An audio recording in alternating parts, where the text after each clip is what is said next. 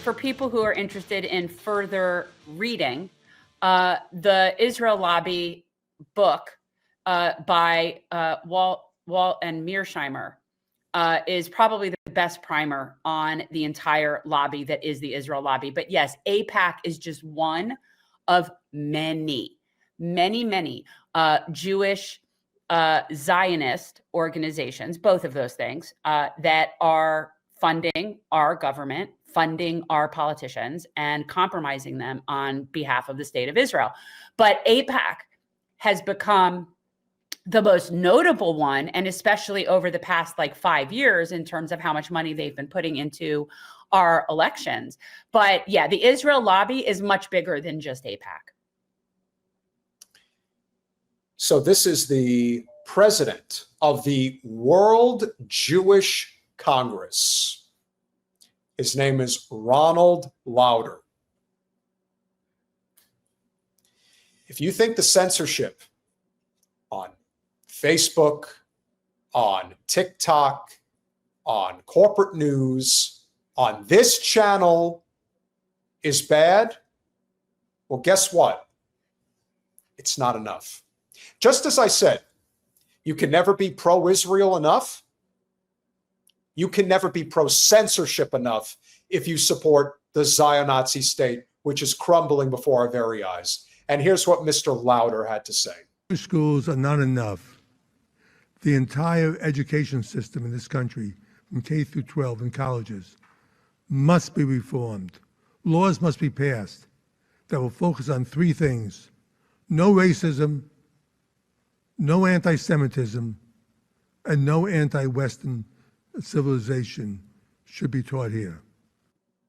No, we don't want any contradictory opinions of any kind that will not go in line with our narrative. And by the way, the interesting thing about what he said, so there won't be racism.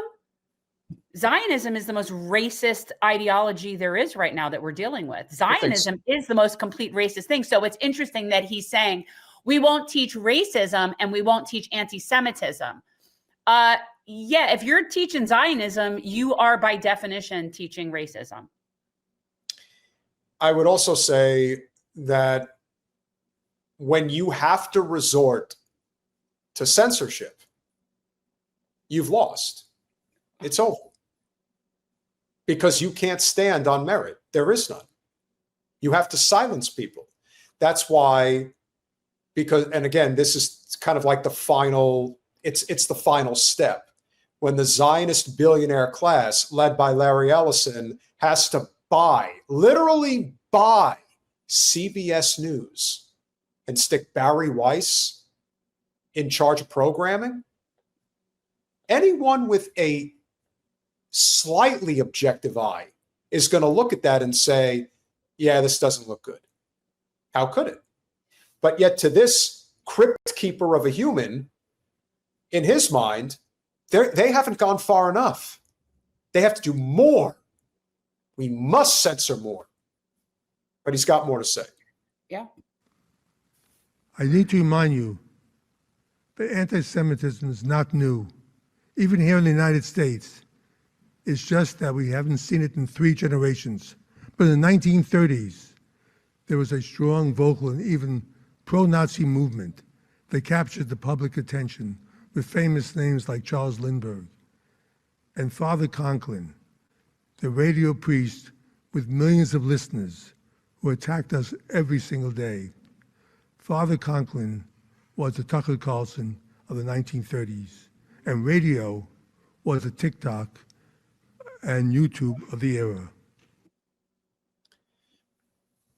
One of the more unheralded aspects of their demise and what they are facilitating right now is this idea that they are going to go full bore against Tucker Carlson. It's one thing to go full bore against Nick Fuentes, which I also believe is a fool's errand. But going after Tucker Carlson, you're a moron, like a full-blown moron. Tucker Carlson. Is it really any different than them going after Miss Rachel? It's the same thing.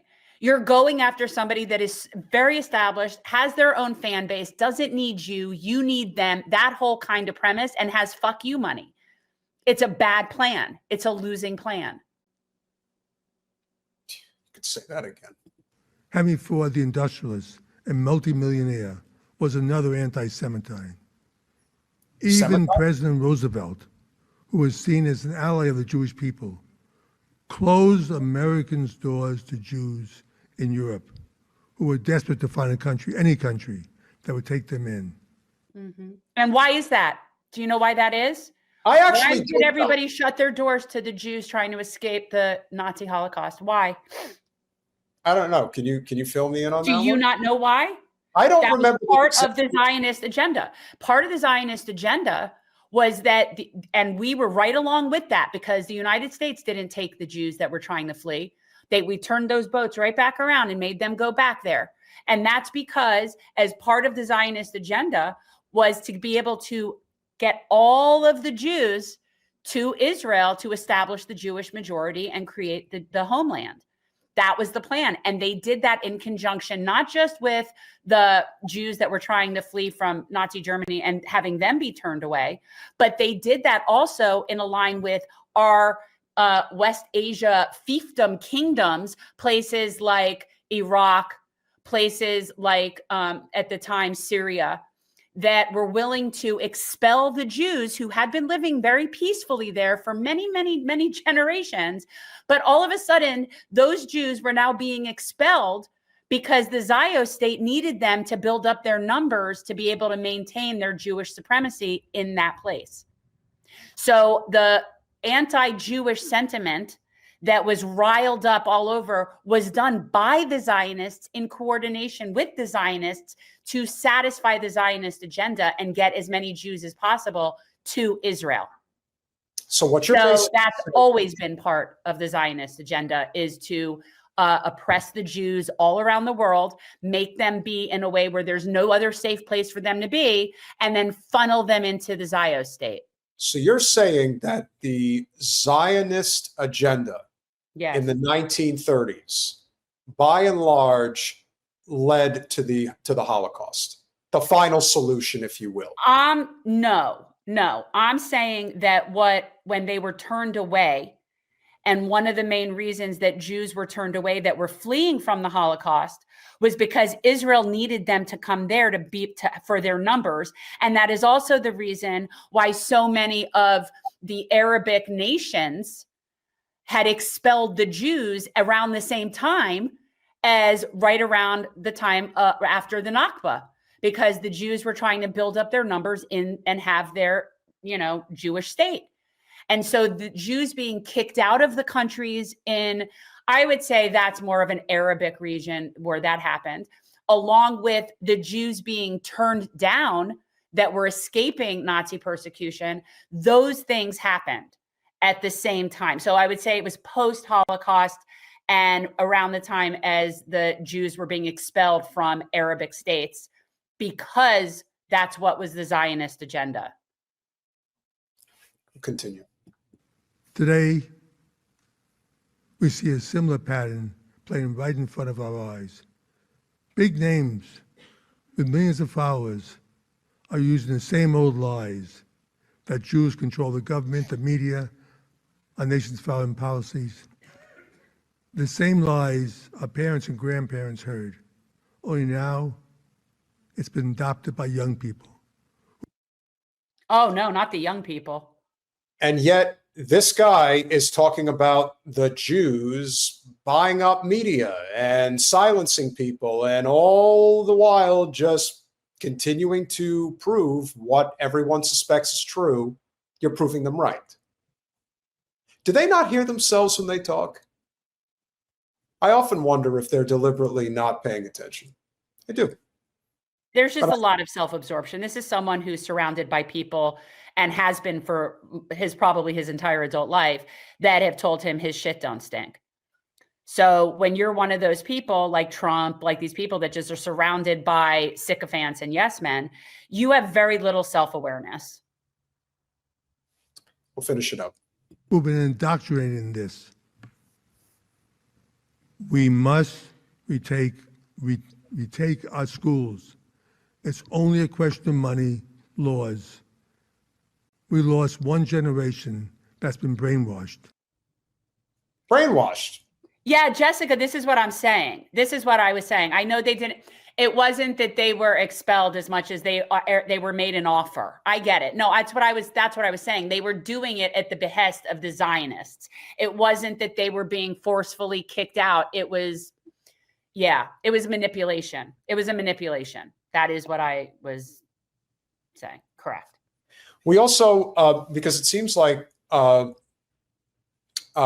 has been playing the Azapac ad on, I'm guessing X is where a lot of these guys are seeing it. We need to be playing those ads. And if I have to drop them myself, I will. But we need to be playing them on X too. Most of our content, guys, for our PAC is showing up on Instagram, maybe TikTok. I don't know if they're kicking. And probably Facebook. Yeah, Facebook. We're doing really good on Facebook. But we should have it on X too, because we have lots of ads that are out there. So Guys, did you mention that to the team of people that are doing our ads? I'm thinking of it now because I'm noticing that people are talking about the I'm not package. sure what the reasoning is. You would need to check in with that group chat. But as you can see, how old would you think this guy is? 85? 100. No, like what, 90, not 85, 90, somewhere there. I have no frame of reference because I have friends like Susie. So, That's true. Well, let's just say he's ancient.